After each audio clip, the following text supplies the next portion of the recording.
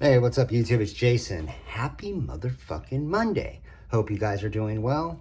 Real quick before I do today's review of the Something Obscene J-Cape, I just wanted to give you guys a little update on the SG gripper. So I'm waiting on the final mock-up from the OEM company that's going to be producing my knife.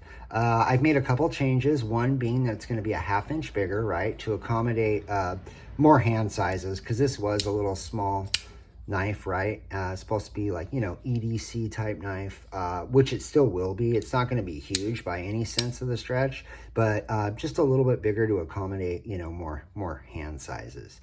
I also have beefed up the pocket clip and added a little something to the blade and a few other like minor changes. But yeah, as soon as I get the final mock-ups, I'll start posting pictures on Instagram. I'll do an update video and, you know, let you guys be informed on when and how we're going to release the SG gripper.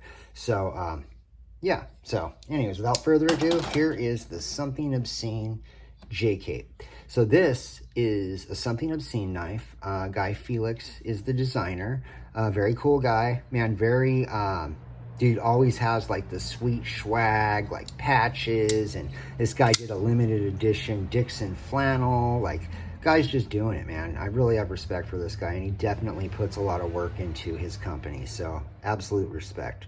Love that pocket clip. Just this thing's sick, right? So anyways, this thing cost me $382. It came like in this box, right? A patch, and it came with the cool little like a koozie. Who has koozies? This guy has koozies. That's pretty sweet, right? Yeah, $382 in the box, patch, koozie, you know. So I'm going to score this with you guys today. At the Brass Gate, I have a possible 40 points, right? You can get 10 points in 4 different categories. And today I'm going to walk through the scoring with you guys, because a couple little nitpicks I have on this knife, but there's some really, really cool things about this knife too. So anyways, so for comfort carry, right, gets an 8. And here's why. It's a pretty comfortable knife, right? However, one of my nitpicks is this. Like, look at that. It almost looks like a finger choil, but I don't think it is. I mean, if it is, it's for your pinky, right? So I automatically, when I picked this up, I immediately went to like kind of grab it like that, and then realized that I don't think it's supposed to be a finger choil. Why is that bad, right? I have lots of knives without finger choils. Well, for me, it's not that it's bad. It just kind of bugs me because when I grip the knife, you know, using just your standard grip, it feels like this ramp. It feels like it's too far forward for my size hands. And I feel like having that front finger choil would have like combated that. And oh my God, I mean, just grabbing it like this, I probably will use it like this anyways and just roll the dice on getting, you know, nicked.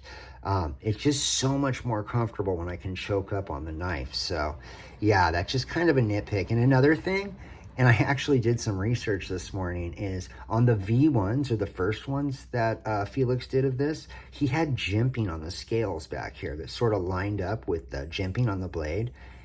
I can't for the life of me figure out why he decided to get rid of that, because when I do a standard grip, because the jimping doesn't protrude past the scales, it's almost like pointless right here.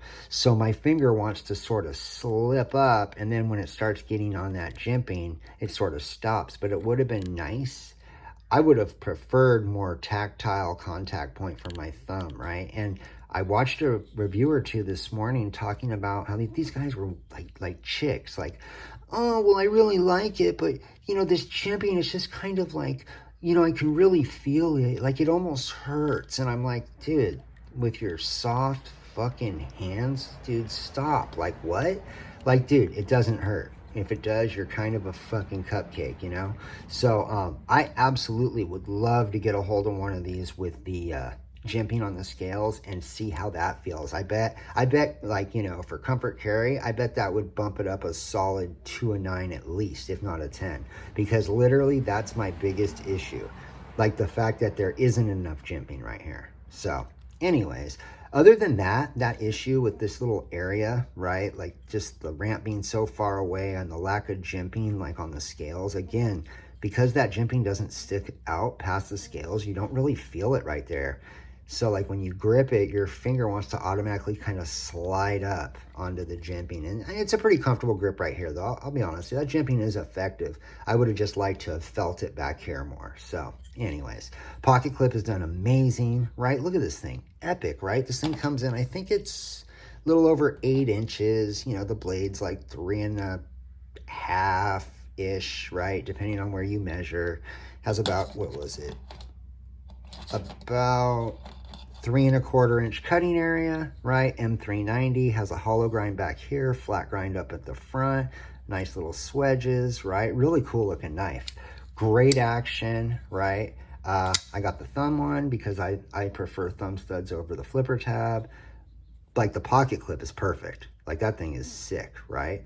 Done very well, has some nice texturing right here on the lock bar. So it doesn't stick out, or they didn't cut this scale back to have access to it, but you don't really need it because it's done so well. Like you're never gonna miss, you know, unlocking this knife. I mean, I haven't missed, not even close, right? So yeah, comfort carries an 8, build finish is a 9. It's build finish, it's amazing. It's done really well. Blade is perfectly centered, right? We have some decent lockup, right? Has steel lock bar insert, over travel, all the goodies, right? Ceramic bearings. Yeah, the detent feels like it's fucking dialed in pretty good. Like it's not, I would rather have a detent that's a little, you know, strong, a little stiff than one that's weak. And it's definitely not weak, not in my opinion. It's done very well. You know, have your little butt bead hole right there, right? If you want to carry some weird beads on your knife. Yeah, build finish, thing's amazing. The tumbling job is done really well, very consistent. Everything looks like it was left in the tumbler for the same time as everything else. Meaning I literally have a knife where one of the scales looks like they left it in the tumbler about an hour longer than the other side or the blade. So yeah, it's actually, there's a lot that goes into these knives, right? And, you know, something like leaving a part in the tumbler too long will affect the finish. And they absolutely nailed the finish. So, yeah, solid 9 for build finish. Price value, I gave it an 8. So this was $382 shipped, right? It's M390 bearings, like all the goodies, right? And I don't know, man. It's since I'm going to be making a production knife, I think once I get my quotes back on my production knife, it's going to sort of open my eyes into the price value, you know, category a little bit more. Because once I know what I'm getting charged, and then I know what other companies charge, I'll be able to gauge price value on any production knife better than I can now, because I've never, you know, produced a knife and got to get it for what they get their knives for. So, you know, but I gave it an 8. I mean, price value, you know, $382. I mean, it's a very cool knife. Yeah, it just, and I like that there's like no milling going on the scales, but it's very plain, which I like. I like it. It's kind of like a sleeper knife, right? Like looks kind of incognito, but it's absolutely wicked. But I don't know if that's steep or not. That's why I'm giving it an 8. I mean, I didn't complain, right? Like I pulled the trigger immediately. I didn't even think twice. So I'm just going to give it an 8. I'm kind of feeling like I'm not 100% on what that score should be. So 8's good, right? It's not too low. It's not extremely like high. It's kind of in the middle. So I'm going to give it an 8. Cool factor. Now it bums me out, like, but I'm trying to do honest reviews, guys.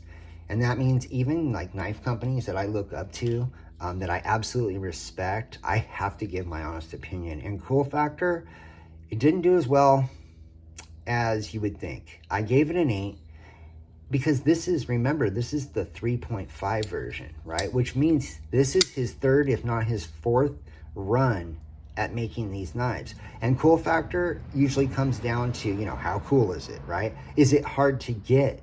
Like, you know, usually the cool factor, like my Midgard family Little Viking, they only made 200 of those, right? And they only ran them one time.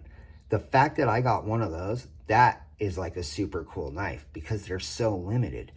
This is literally the third, possibly fourth production run of this knife. And before I filmed this today, I went online and checked out the secondary. I found 12, 13 people selling these on the secondary right now. Anywhere from 420, I think, to 6 something. So they are pretty available, actually. And the fact that they are that available and somewhat easy to get actually drops the cool factor. So I gave it an 8. But this thing got an overall score of 33, which if you watch enough of my videos, you know anything above a 30, I recommend, right? Anything above a 35 is like, go buy it, right? Go buy it now before it's sold out. This, however, it gets a 33. And you know what? I do recommend it. And if you can find one of these and you're not getting overcharged too badly, I would say pick one up because, you know, again, Felix is really cool company, man. Really want to support the guy and the guy's family. He's a family man. You can just tell he's a solid dude, right? And yeah, I absolutely do recommend this knife, you know. And it did do very well. Again, anything above a 30 is good, right? It just, for my hand size, it just didn't quite do it for me. But again, right, we all have different hand sizes, right? So again, like my buddy Dave or my buddy Ryan, they might pick this up and it might be absolutely perfect for them, right? So this is just, you know, again, my review, my opinion. So, you know, take everything I say with a grain of salt, guys. Anyways, hope you had a great weekend. Have a great week. You know, let's do our research, guys. You know what I'm saying? Anyways, stay safe, shoot straight. Until the next one. Yeah.